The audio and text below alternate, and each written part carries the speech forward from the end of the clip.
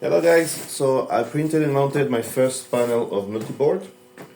The panel itself is in PETG because I wanted something very durable. I did the supports also in PETG, but they fell, so I ended up printing these black ones in PLA reinforced with carbon fiber. I know it's not the recommended material as per the multiboard website, but that's what I have, and everything is expensive here.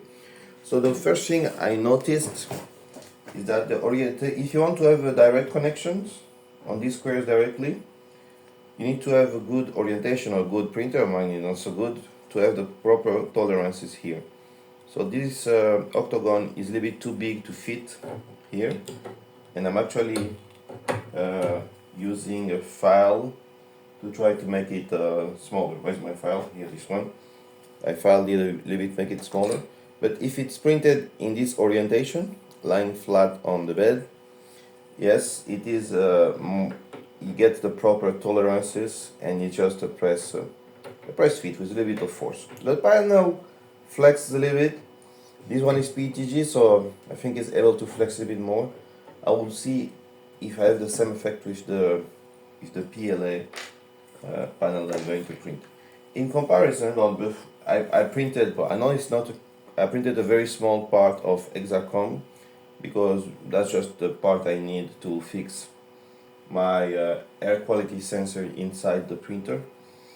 And the one thing I noticed is that because Exacom does not have this flush area behind the board, I feel that there is less flexibility, because by having this area below behind the board, if you have these pressure fit parts like this one, and you go all the way through it, I feel that the connection has more force.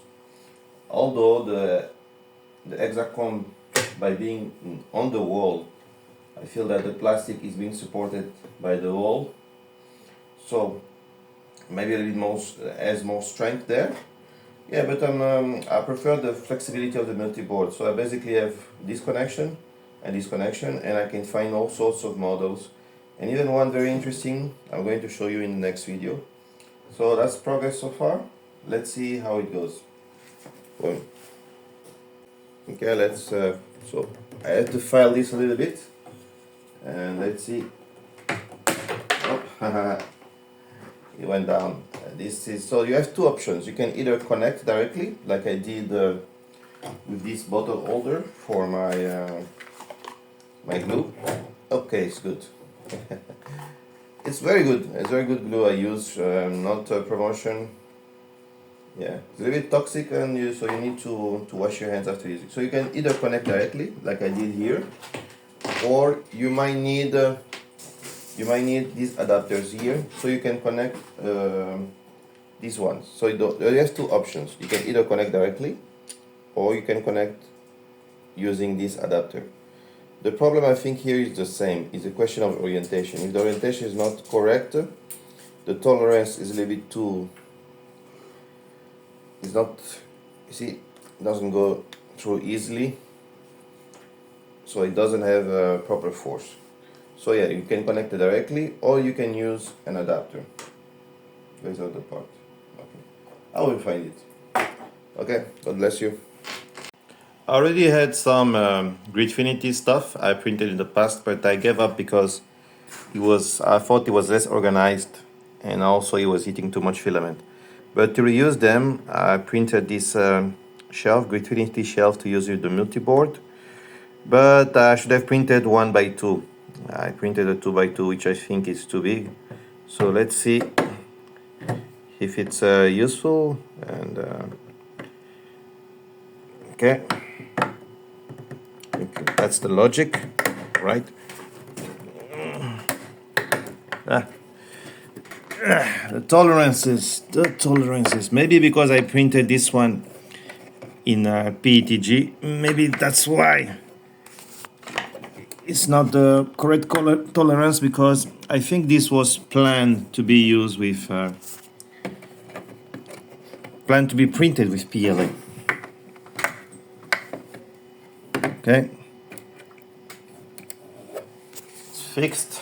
Let's see if we can get some. Okay, because I printed the most the cheapest version of Gridfinity Grid,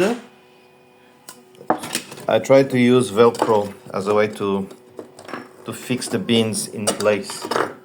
Let's see if I have a. Okay, this bin has no Velcro, so let's see if it works.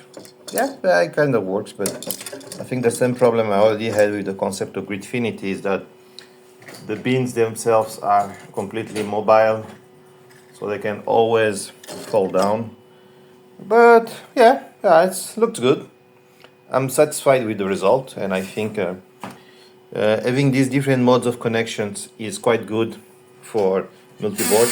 I also finally installed the honeycomb wall inside the printer. I will put there my my air quality meter, which should be somewhere. I don't remember.